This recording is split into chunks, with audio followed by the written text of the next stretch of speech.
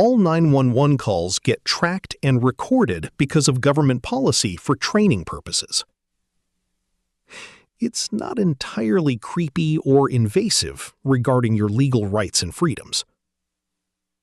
911 is always open. In the 911 operator job, you must say, 911, what's nature of your emergency? Stay with me online. Do not hang up. Are they awake? Breathing? Do they have a pulse? Is anyone else hurt? Is the suspect on the property or on scene? What is your phone and address you're calling from? Then type a code and send what service is needed. Tell me what happened. Do you need EMS, firefighter, or police services? Police get sent 2.40 million times to assault, robbery, shootouts, school shootings, drug labor trafficking, domestic abuse, child neglect abuse, or drunk pub fights, or repeat offenders of calling 911 for stupid reasons. Firefighters get called every 88 seconds to car wrecks, house fires, fires in air department, school, business fires. EMS get sent every 37 million times a day or night, to plane crash, car crash, hit and run, DUI, fight gone wrong, cardiac arrests, DV, drownings, emergencies in snow, rain, thunder, or hail. No matter what, they must speed walk, not run. Lives get saved every minute a call is made by 71% of cases in 911 operator field. That rare 1% happens in bad calls of a adept to not exist a overdose, a miscarriage, someone being found dead, or a police officer losing his or hers or their lives in a school shooting or a raid. 20% to 23% of phone calls get dropped because it's just that annoying repeat caller or a racist Karen or false accusations. So they just hang up and take another call to a real emergency after sending police to scold them. If a 1022 is typed, it means to cannula a call because it's not a life-threatening emergency. If a 10.8 is typed, they are available to take next caller after typing a 10.22 on their work computer. If they say code 1, it means it's standard response to emergency, like noise complaint or repeat caller or a Karen abusing 911 system.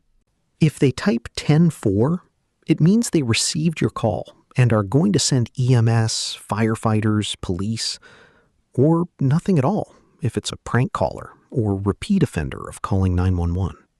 A police officer or EMS worker or firefighter will say to dispatch, 1097, which means, yes, I arrived on scene. Then dispatch will type that in, as legally asked to do by law, government, and their job. Dispatch will type 1020, meaning to ask for address location of emergency by EMS, firefighters, police, to keep score of hours at work to document every call. If a code 2 is said via dispatch to police, EMS, or firefighters, it's urgently respond to a DUI, house fire, school shooting, mental health crisis, or a woman in labor, meaning all hands on deck. When a 1096 is tied, it means there is a suspicious person on scene or on property in case of kidnapping, breaking and entering, trespassing, or attempted murder. When a code 3 is said over dispatch line to EMS police, it's to say, hey, turn on your siren's lights for emergency that needs urgent attention. When a 1040 is typed, it means fight in progress in cases of DV, family fights, gang violence, school fights, or street fight. When they type 10.9, it means, "Please repeat your emergency." I did not hear it. They dispatch says code 4. It means problem is stable, no backup, no further help. When police, EMS, firefighters ask for backup, dispatch types 1033. Assistance is needed now. Then, second crew of firefighters, EMS, EMTs, police officers. Assist.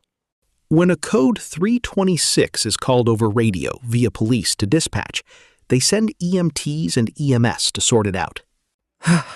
The drawback to your job is those who call for stupid or unreasonable or racist reasons regarding their family, friends, or some stranger and the stranger's child. But you get to respond to 100 to 4 million calls that save lives every day or night. And your job allows you to be judge of who to dispatch and get to be government funded? But sometimes people dial 911 by pure accident. Which you should say, "Sorry, I didn't mean to." You get to have pension opinions during or after retirement, or quitting from your job. But the job makes you experience dead butt syndrome from sitting all day long, or fatigue from night shifts.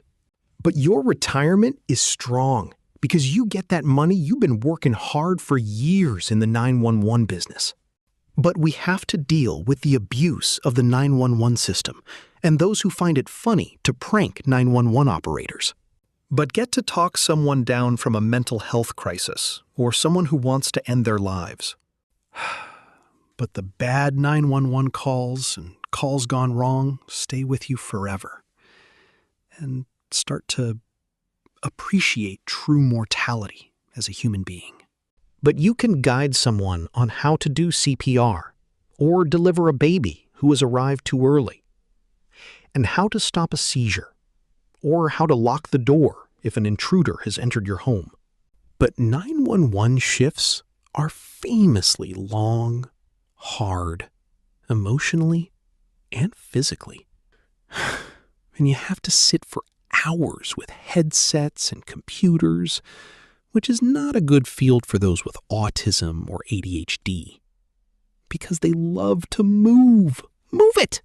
But have to take calls where callers are verbally abusive